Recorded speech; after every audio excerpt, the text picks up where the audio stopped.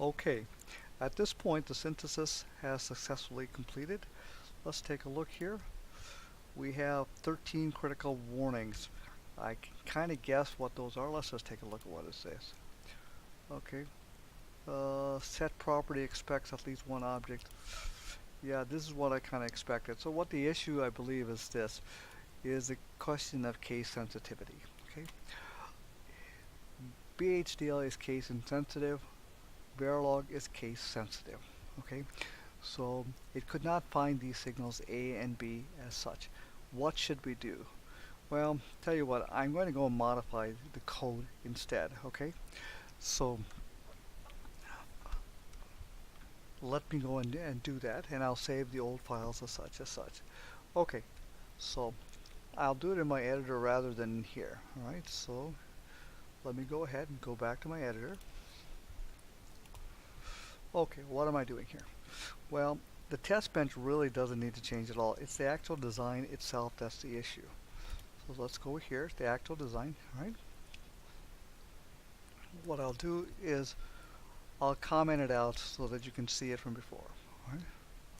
Or essentially all we have to do is just change small a to capital A, small b to capital B. Okay. And how about the sum? Well, let's take a look here. Buttons, let's keep going. Let's see, set properties. And how is sum? Well, sum is set just exactly that with the capital S, so let's make sure we get that correct. Okay, capital S and carry out with a capital C. Okay, and so what's the moral of the story here? If you're going to go back and forth, just follow the most stringent rules, which would be the BHDL rules here for signal naming, and life will be much better. Okay, I think we pretty much have it here. All right. So let's save, let's go back to Vivado. Note that it says synthesis out of date. Well, that makes sense. The files are out of date. So we got to go all the way back here. All right? And let's go ahead and rerun synthesis.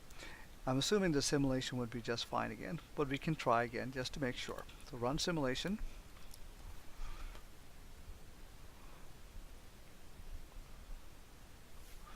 Okay. Run for 400 nanoseconds. Zoom out. Alright. See the, and sure enough, it certainly does. Looks like to me that it's working as such. Okay, let's see here. 3.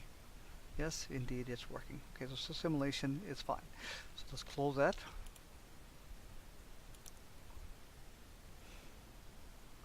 Okay, I don't need to see the XDC file. I'll close that out. Let's rerun the simulation synthesis. Run synthesis. Click OK. Once again, I'll pause the video at this point until the synthesis is completed.